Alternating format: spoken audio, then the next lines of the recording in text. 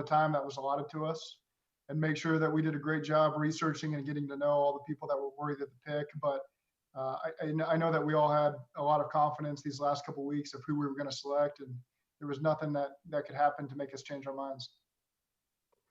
Hi, Zach. Why is Joe the ideal quarterback for your offense? He's a proven winner. He throws with anticipation. He's got a great football IQ. He can diagnose defenses as well as anybody we've studied. And then he can create off-schedule plays as well. You know, he does a great job keeping his eyes up in the pocket and being able to elude defenders. And you know, they had great coaches there at LSU, great players, but there's sometimes where the defense gets you, you know, and they're pretty wired to whatever play you're running. And he still had the ability to create and extend plays and create some explosive plays. And those are traits that you can't pass up on. You know, in every business, every walk of life, people skills is so important, you know, and he seems to be the type of guy that people gravitate toward. He seems to command a room. Are his people skills, his personality, is that a big part of what makes Joe Burrow special? Yeah, I mean, he gets the most out of those guys around him, and he's got the respect of his coaches and teammates that he's played with everywhere. You talk to people at Ohio State, you talk to people at LSU, they all love the guy. And so we're excited to add him to our building. That's the type of character and leadership we're looking to add as we continue to grow this thing. And, you know, I think he understands the platform that he has, being the number one pick, playing in his home state. He understands the attention that brings and how to handle himself. And we're excited to get to know him even better and get a chance to work with him a lot more closely now.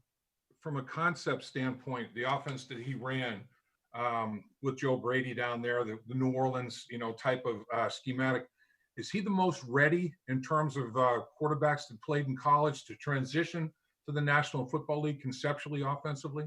There's a lot of carryover there. You know, maybe the concept wasn't called the exact same thing, but certainly a lot of things you see on tape that we've carried in our offense. And so he'll be able to get up to speed on that very quickly. But again, they did a great job there, all the offensive coaches there at LSU, of putting him and the other players in great position. And you know, those guys took ownership of the offense as well, starting with Joe. And so it'll be exciting to integrate him into what we're going to do. Yeah, did y'all entertain the offers that you have for the number one pick? I mean, did y'all even think about those at all? No, once we made the decision to take the guy we're taking, it just further confirms what you're thinking, you know. And so someone, it doesn't even matter. You know, we'll keep that within our own building of anything that did come our way. But again, we were steadfast in who we were going to take. We believe in the guy, and there's nothing that could make us trade that pick away. He had great numbers, but it seemed like numbers took a back seat in this process. You were really aware of what he could bring to your culture. It seemed like it seemed like something that you've been kind of working on since the end of the season. Where does he fit into the, you know, to the culture thing? I think all the pieces really fit together there. You know, not only the stuff that you saw on film and on the field, but the leadership he brought to that program and his work ethic, just talking to those that are close to him. And so, again, there's a lot of things intangibly that he brought to the table that we really feel good about. And then when you turn on the tape, it just further verifies all the things that you thought about him and had heard and you see with your own eyes. And so, again, he's worthy of the first pick, and we're excited to get him into our building. Zach, are there enough things that you can do virtually? I mean, we don't know what you're going to do on the field, when you're going to get on the field. What all can you do virtually to get him up to speed as quickly as possible? Yeah, I mean, you can install the plays. That's really the extent of it. Show them all the tape. It looks like we're going to have plenty of time there to do that. Show them our tape from last year. Show them what we're going to continue to do in the future. Be able to quiz our guys on all that stuff and make sure that they're confident in what we're asking them to do, know the ins and outs of all the schemes. But at the same time, it's going to be on the players to be creative, to try to manufacture the physical reps. Obviously, they're not going to be able to throw passes to each other and work as a unit, but you got to find a way to get in your backyard and manufacture the reps, whether you're taking a drop, telling your girlfriend, your mom, your sister where to line up, what split to take, you know, how many steps to take on this route, and make sure that you know it inside and outside, and try to simulate breaking the huddle as best you can on offense and defense. And so, again, we're going to challenge our guys to not make any excuses and be creative and make sure that when we do get a chance to practice, we hit the ground running and we're all prepared to go and win football games. Since you decided a couple of weeks ago, go ahead. Zach, how big of a moment is this for the Bengals franchise? So we've asked you repeatedly about drafting a franchise-changing player. Joe's proven that at LSU. How big of a moment is that for this franchise? Well, we will never pick number one again.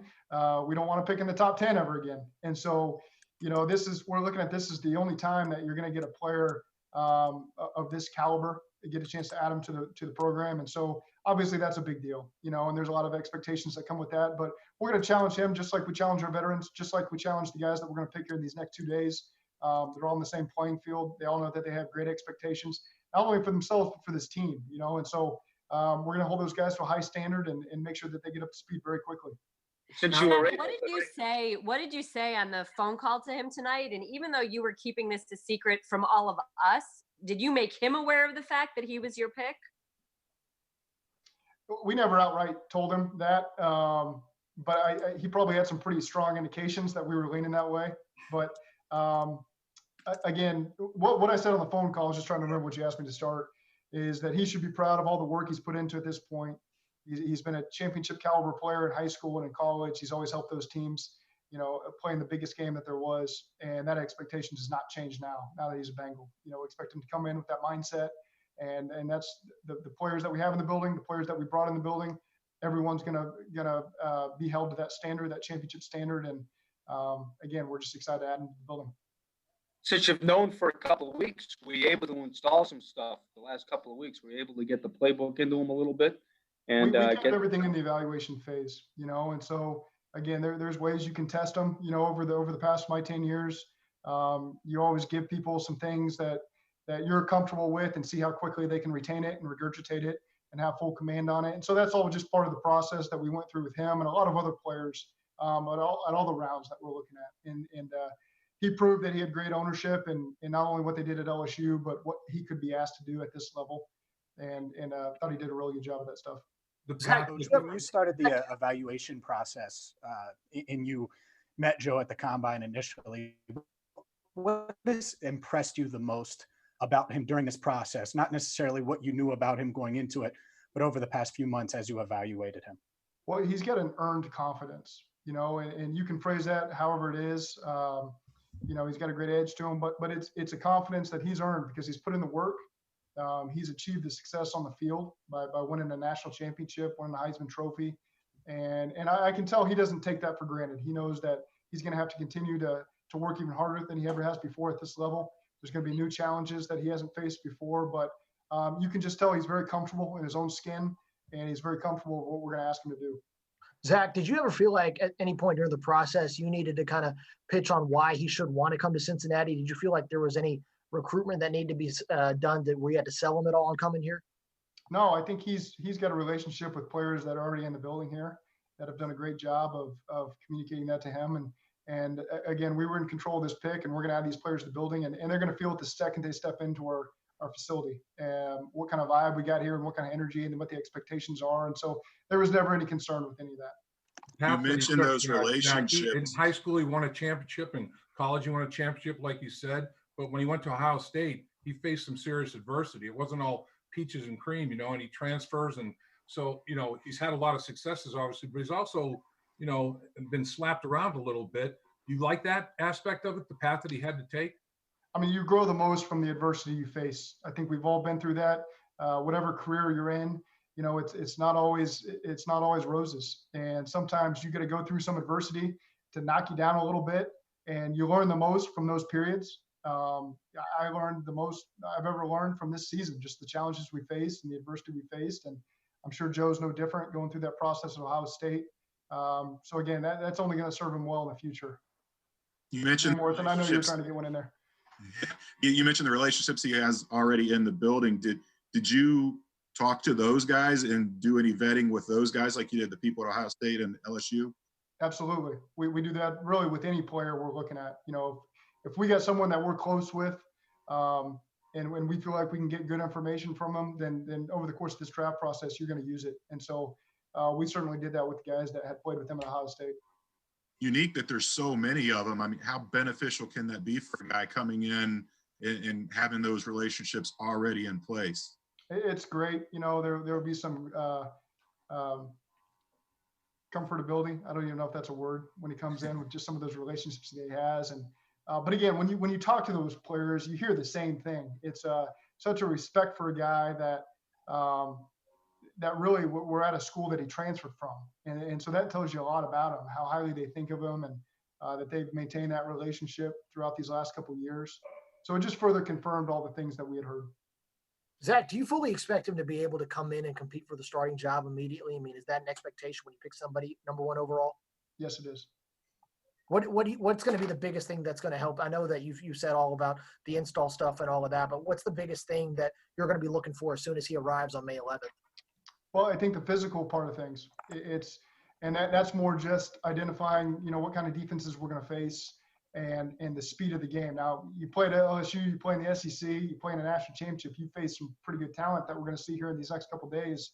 But again, when you play a unit of 11 guys that are all in the NFL, it is a step up. And so, again, that's the challenge for all these guys that we're about to pick is getting used to that speed and getting comfortable with how quickly you got to make these decisions. But again, we selected him because we know that he's going to be able to handle all that. It's just a matter of accumulating those reps as quickly as we can. Would you call him the opening day starter? Zach, I'm not ready to make any of those predictions right now, but we're glad we have him.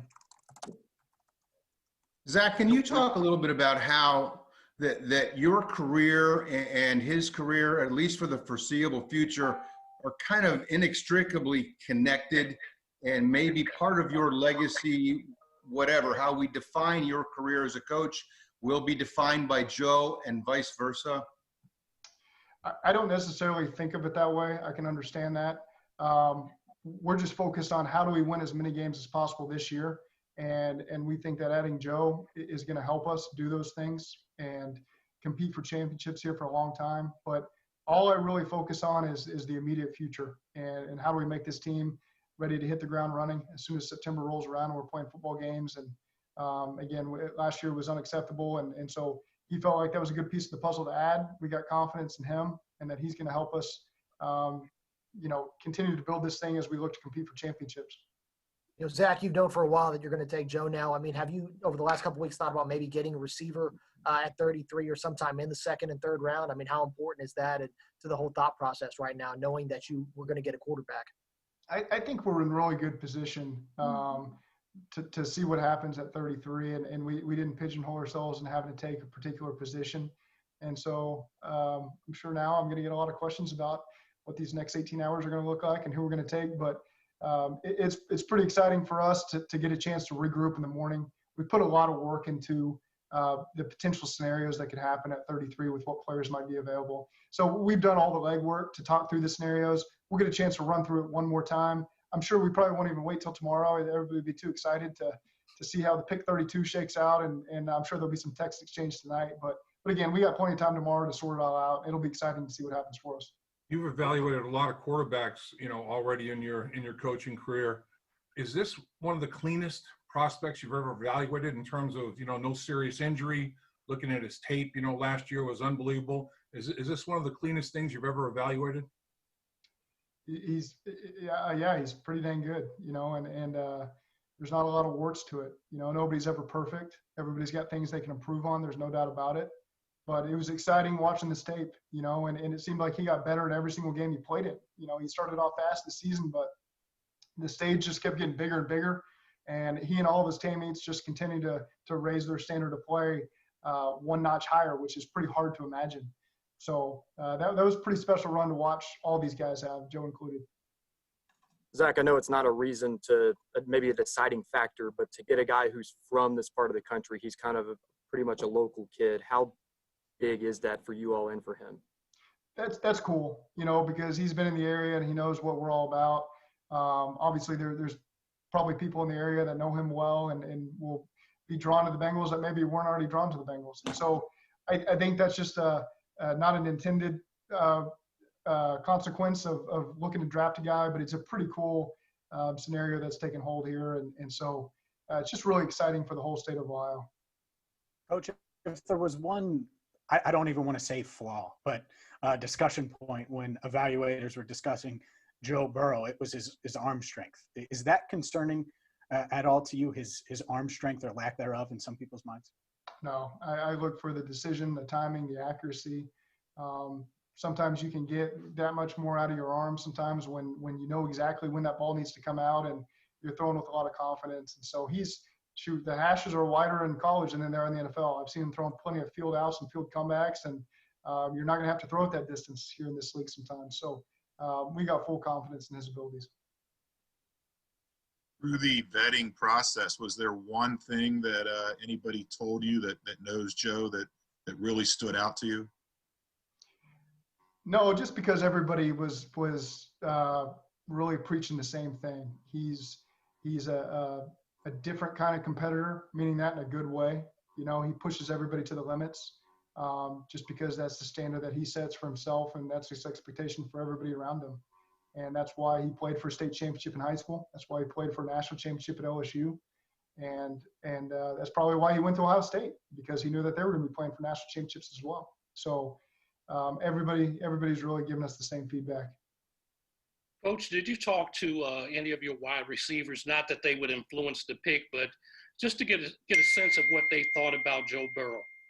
No, you know, we spend a lot of time looking at his coaches and scouts, and I'm sure players always have opinions on guys they want to play with, but unless they got a relationship with the guy and we feel like we're going to get good information out of it, it's usually not something that comes up. Dan, I can see you're trying to ask a question. I know you're on mute there. I fixed the problem, I believe. Thank you for noticing. How important is the swagger factor at that position in particular? It's not swagger that's important. It's like I said earlier, the earned confidence, you know, and guys that they're not trying to manufacture some persona because they think that's what it's supposed to look like. They put in the work. And so there's no guesswork. You're not hoping that you get the job done. You know you're going to get the job done because you've put in the work and you got full confidence in your abilities, and you've helped raise up the level of play of those around you. And so when you walk on the field, it's swagger's not the word I use. It's a confidence that you've earned, and you know you're going to go out there and execute to the highest level. And that's what he's proven to do. Duke mentioned, and other people have referenced that he's one of these guys that's the first guy in the building, the last to leave, loves the grind. You know, the game's so important to him. All those things are part of the evaluation of him as well. There's no question about it. You know, he certainly had a great plan in place, how to attack the game weeks at LSU, and put himself in a position to always be prepared on game day. And that's all you ask for from your starting quarterback, you know, really all your players. And so he did that when he was the starter there at LSU. And so we'll continue to hold him to that standard as he comes into our building. Zach, you know, how much of the evaluation for Tua did the hip injury really affect things? I mean, would you guys, if Tua hadn't had the hip injury, you know, would you guys still have went with Joe? You know, we evaluated all the quarterbacks that were worthy of a first-round grade, and ultimately we decided Joe was the best pick for us. So I'm not going to spend too much time commenting on those other guys. It'll be interesting to see where it shakes out, where they all head, just because you've done the work on them, and so you're interested to see where they shake out. But all I can say is that we decided to pick Joe as the quarterback, and I'll leave it at that. Hey guys, we promised Zach we'd keep this to 20 minutes, and we're approaching that point now. So please, just a couple more questions. You know, Zach, now that you have, real quick, now that you have, you know, one quarterback and you still have one quarterback and Andy Dalton on the roster, do you expect the conversations about him to maybe accelerate this weekend after you see what plays out around the league? Yeah, I think we'll get through the draft and then revisit that to see where we all stand. So, Elise, I know you were trying to jump in. Thank you, Zach. Joe was the most effective passer under pressure last year with 17 touchdowns to 1 interception. Sorry, George has technical difficulties. Oh, blame me. Yeah, I'm going to blame you. So, Joe, being the most effective passer last year in the country under pressure, how important is that, especially knowing that he's going to have, you know, 6 battles in the AFC North that he's got to be really good in those situations? Yeah, it's not always going to be a clean pocket, regardless of how good your offensive line is. And so you got to be able to throw in tight windows. You're not always going to be able to see. You're going to have to trust. And there's some times you're going to have to create on your own, you know, be strong in the pocket. He's one thing that stands out with him is you always preach, keep 2 hands on the ball as you're making moves in the pocket and keep your eyes downfield. And that's something you can tell he really takes to heart. So he's really strong as he's ripping away from some pretty tough defenders and can create plays on the move. And so, again, throwing under pressure is a big part of the game, especially in the NFL. That's what you're going to see on third down. He's obviously made really good strides in that area so far. Zach, is it safe to say that during this process? Oh, who I got? Go ahead, Paul. Go ahead, Paul. I was going to say, is it safe to say that when you bring in that guy who had that hype in this season under your wing, that the pressure is all on you now? Do you feel like all pressure shifts to your shoulders at this point? I think that we love the pressure. That's why you're in this game. I mean, if you don't like pressure, then you definitely should not be a part of the NFL. I think that's what probably draws us to this profession. We're not good enough to play. So the best way to simulate that feeling is to start the coaching side of things. And so whether we have the number one pick or not, you're always going to feel the urgency that you need in order to put in the work to be successful. Zach, do you recall the moment? James, Sorry, do you recall the moment during this process where you realized that you wanted Joe, that he was your guy with the first pick? Hard to peg. There's so much work that's done over the last 4 months or so. It's hard to pinpoint an exact moment. There's probably a lot of signs where we thought to ourselves, well, this guy certainly is a great fit. But there was no need to rush into that decision. Like I said, we've been on the clock since January. We had plenty of time to make that decision. We weren't going to rush into it because there's no reason to do that. We gained no advantage from declaring him the first pick in the draft on April 1st compared to tonight. So we just did our due diligence, and I think that everybody in the building's approach was the right thing to do. Make sure we vetted all these prospects and that we were using all the time that we were allotted. And then in the last couple of weeks, we just made the decision that we've done all the homework and he's the guy. He has sent out his first tweet since being selected. It reads, "Enough talk, time to get to work." Is that about right for Joe Burrow? That's good to hear. That's good to hear. Yep, that's the expectation we have. So he played against SEC competition. He was 7 of the 15 wins came against teams that were top 10 in the country when he played them. So obviously at high level, but the NFL is the NFL. The fact that he has experienced some adversity, does that give you a sense of comfort that, okay, he's been down, been able to pick himself up off the mat before? Does that give you a sense of comfort too? It does. Like I said, it's guys that have been through adversity and faced some challenges. You learn the most from those experiences. And so he's obviously played in some pretty volatile stadiums, environments, on some big stages, not just last year, but the year before too. You look at him, I'd be willing to bet there was probably 7 or 8 top 10 teams they played in 2018 as well, when you go back and watch those games. So, now it's just time to put in the work. Zach, we've seen what Let's you make guys this the last one, guys. Okay. Zach, we know what you thought of him. You picked him number 1. He could have taken any player, any quarterback. How hard did other teams come after you? What sense do you have of what the other teams in the league thought of what Joe is going to be able to do in the NFL? Well, we'll keep that to ourselves. But again, any thoughts teams had is just further confirmation that it was a guy that they obviously thought highly of. And again, we didn't really entertain it. It was a guy we believe in. And if you believe in the number 1 pick and you think he's going to be the right fit for your franchise for a long time, then you take him. And that's the decision that we made. Zach, thank you very much. Everyone, please stay on. We have Brian Callahan on standby here. See you. Thank you, Zach. Brian, are you there? Yep. Okay. I think we're ready to go. Ready when you are. All right. Any questions, anybody? Brian, is he the most accurate college quarterback you have ever studied? Yes, he sure is. I think both statistically and just watching him, he is the most accurate I've graded in my years in the NFL so far. The only guy that was probably close in terms of a total package was Andrew Luck when he came out. Yeah, he's exceptionally accurate. It's by far one of his greatest strengths. What's the biggest intangible that he has, other than the physical abilities, the accuracy and things of that nature? What about, the makeup of him or his intangibles? What stands out to you there? I think he's wired the right way when it comes to how he approaches the game. his ability to diagnose and see things on the field comes from his intense study and preparation. He's one of those guys that is rare in that regard. He's so well prepared. He works so hard, and those things just kind of come. They come with a lot of hard work, but that part comes easy to him, if that makes sense.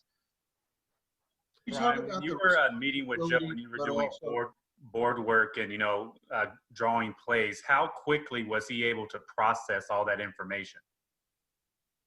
He's, to me, came across like a guy that had been playing NFL football for 10 years.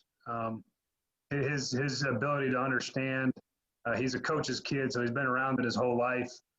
It's not everything just kind of comes naturally when talking about understanding. So the things that he could recall, the way that he talked about football, and in the meetings that we've had, was the most impressive thing. Just his ability to understand how it all fits together, what the defense is doing, what the offense is doing, what the protection scheme is. His knowledge was far superior to most kids coming out of college. You talk about the responsibility, but also the excitement that you feel in mentoring a kid with this kind of potential. I'm extremely excited. I don't know. It's a unique responsibility to have. I've been fortunate. I've been around two other guys that have been taken number one, obviously not as rookies, but I was with Peyton Manning for 4 years and Matthew Stafford for 2. Obviously both later in their careers. So there's a little bit of difference there, but I understand how those guys think and they're wired. It's the development portion and the responsibility that's on all of us to bring him along quickly is immense, and it's fun, and that's what we want. I'm looking forward to that challenge. I know he is too. Coach, you always talk about wanting to know what your quarterback likes, what plays he likes best. What kind of plays does Joe like best, and what did you see him doing in this offense? I think he likes good plays best, Javi. No, he's very. They ran a really good system at LSU. They were well coached. I know I worked with their offensive line coach in Denver, James Craig, so I had some familiarity with some of the things they did up front. But they were really well coached. They ran an NFL passing game, and those guys executed it, both Joe and all the supporting cast. So what you see on his tape versus what we have in our playbook is not going to be all that different. And ultimately, our job is to find ways to highlight our players' strengths, and whatever those things are, we're going to find a way to do. And so, if there's some things that Joe liked that he did at LSU that we didn't do as much of, we're certainly open to making those additions and using some of the things that he did well. In turn, I think there's things that we do that I think will help him. So it's a marriage in that sense of trying to find all the ways that we can put our guys in the best position. And we also have different types of players than they had at LSU. So the way we feature those guys is going to depend on their strengths as well. So it all kind of fits together, and we'll get that picture sorted out as we get back to work here at some point. Terminology obviously is always a big thing. The concepts can be very similar, but called different things, different languages, like learning a new language. And with the impact of, what's going on with the pandemic, I know you can do things virtually, and so that part of it will be fine. But getting on the field and him syncing up with his receivers, getting timing and that sort of thing with AJ and his receiving core and all that. Is that one of the biggest concerns with this being such an unusual year? Yeah, I think it's a concern because we just don't really know what to expect. Nobody's been through this before. I was a part of the lockout year, but this is something entirely different than that. So, it's going to be a challenge. It's one that we're going to look forward to attacking. I think that anytime that you kind of get thrown off your normal rhythm, it's a challenge, and this is certainly well beyond anything out of normal rhythm. So, we're going to have to be creative. We're going to have to find ways to get things done. The unique part about it is that everybody's in the same boat, and no one's at a supreme disadvantage. We're all working through the same things, and it's certainly going to be a challenge. But it's looking forward to it, to be honest. Did you watch the college football playoff games live against Oklahoma and Clemson? And if so, can you describe what you were thinking while he was putting on that show? I did. I didn't watch all of them because they were on I remember one of them, we were getting ready for meetings on a Saturday night, probably the semifinal game.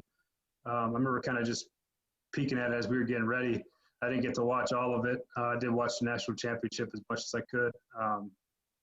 And I mean, you just saw him in the biggest moments on the biggest stage play his best and raise his teammates around him. And it's anytime you get to watch teams play for championships, it's fun to watch guys rise to the top like that. And he clearly rose. I think to anybody watching, they saw the guy that was in total command of what was happening around him. And that's impressive when those moments show up. And you can see that just from watching the TV copy of a game. You can see his competitiveness, his charisma, his pride, all those things, the toughness. Those things all showed up. And I remember thinking those things as I watched that game, just as a fan of football. As a follow-up to what we were talking about, not being able to get on the field, Joe with his new teammates. The flip side of that, Sean Payton today, New Orleans Saints says, no matter what the situation, I'll see you guys in the summer. We're not going to worry about any OTAs. I mean, he's got a quarterback that's been there 1,000 years and a lot of veteran players around him. So teams that are in that situation, obviously, early on get a leg up for sure, huh? Yeah, I think that every team is different when it comes to that. They're obviously a very veteran-heavy team. They've all been together for a really long time, especially their offensive system. Those guys, they know what they're doing. Drew Brees knows what he's doing. All those receivers, they're really productive. And, if they need to install their halfback choice to Alvin Kamara 3 times before training camp starts, I don't think it's going to give them much of an advantage. So I understand where maybe they're coming from. Some teams aren't in that same boat. We're only going on year 2, and we're gonna need all the time we can get. So we're gonna do everything we can within the rules to use that time, and we'd be foolish not to for us at this point. Brian, with all this time leading up to the draft, we've had all the pundits, all the ex-players talking about comps and who they remind him of. Who does Joe remind you of, and what is it about him that reminds you of certain quarterbacks that you've either coached or seen before? He does remind me mentally of the guys that I've been around. I can only reference them because I know I've been around them. Was Peyton and Matthew Stafford were they're two very, very intelligent players. They know how to play the position. I see a lot of their makeup in Joe. And I'm not to say that I'm comparing him to either one of those two, but just as a guy that is going to come in and be prepared to be a starting quarterback as a rookie and the expectations are high, how those guys went about the business, I see a lot of similar things in Joe for the time that we've spent with them. As far as comparing them to anybody currently, I've heard all the comparisons that are out there. It's hard to compare a guy sometimes because I don't want to put those words on him fairly or unfairly. So I'm going to refrain from comparing him, but he has the makeup and the traits of a lot of the good quarterbacks that I've been around for sure. Brian, you said at the combine you would be shocked if the 3 top quarterbacks made it out the top 6. The top 10. They're actually gone in the top 6. Was there a big gap between Burrow and Tua and then Herbert? No, I mean those other 2 quarterbacks were extremely productive in their college systems and in their own rights. I've thought highly of all 3 of these top quarterbacks really from the time we started the evaluations. They were guys that I thought would play in this league for a long time, and I think that'll probably hold up to be true. And they're different. All 3 of these guys possess different traits that people like, but they're all, I think, at the end of the day, going to be good NFL quarterbacks. Now that Joe Burrow is officially selected, Andy Dalton's situation obviously becomes, first and foremost in a lot of people's minds, particularly Andy, obviously. What are your comments about that, if any? I'll leave most of the decision making up to the people that make those decisions, Zach and Duke and Mr. Brown. But just as a side note, I have a ton of respect for Andy. I have a ton of respect for how he handled his situation last year. I still think he's a good NFL quarterback. And, the situation really was unfortunate, and he took a lot of the blame, as all quarterbacks tend to do. But, fairly or unfairly, that's just kind of how it goes in this league for quarterbacks, and he knows that. But his class and how he carries himself and what he means to this team and this organization, I don't think could probably ever be understated. Is arm strength overrated in terms of, the one knock that people talk about with Joe is, his arm is just, it's okay. It's average and maybe a cut above average, whatever. But people, if there's one thing that people will say, not sure about, would be arm strength. In your opinion, how important is arm strength? There is a threshold. I mean, there's a baseline that you have to meet, I think, to be able to play NFL quarterback, and that's one that Joe certainly has exceeded. So to answer the question, if you're evaluating a quarterback, yeah, there is a baseline. I mean, there's throws you have to show you can make. When in specifics to Joe, I don't worry about how much arm strength, as long as you have enough to meet that threshold. I think that the stuff that becomes more important in the NFL is the decision making, the timing, the accuracy. Those are always the three things that we'll lean on when it comes to looking at successful quarterbacks, because if you can anticipate and you can throw on time, a lot of the arm strength argument can go out the window. So, I've never had a reservation about his arm strength at all.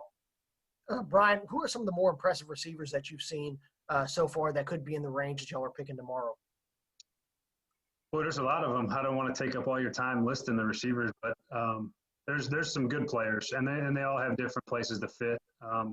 There's good inside players, there's good outside players, there's good kind of ball carrier guys who get the ball in their hands and play well. So we're sitting in a pretty good spot in that regard. I mean, this class is deep and it's talented. So if that's where we roll at 33 and there's a guy that we think is the best player there, then they may be available for us. Do you think the guys who could be in that position have enough talent to potentially come in and be immediate impact players if you do get one at 33? Yeah, I think the philosophy, if you're picking at 33, you're picking a starter. So, there's very few chances where you pick a guy there that you don't anticipate having an immediate impact.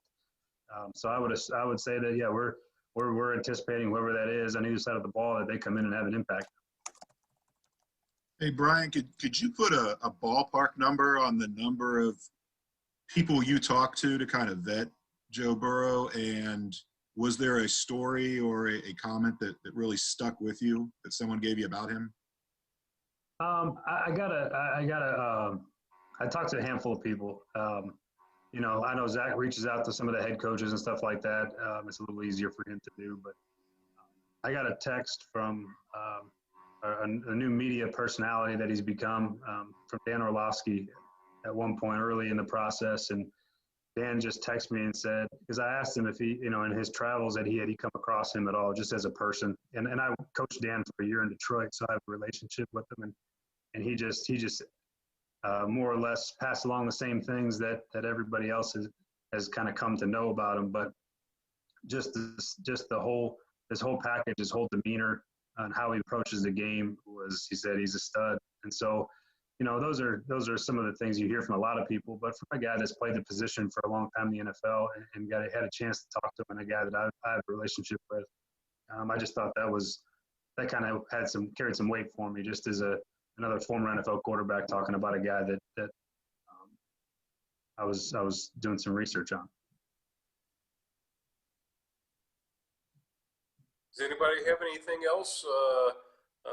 We'll let Brian go if you don't. In 24 hours. Hey, how long you gonna let that beard grow, man?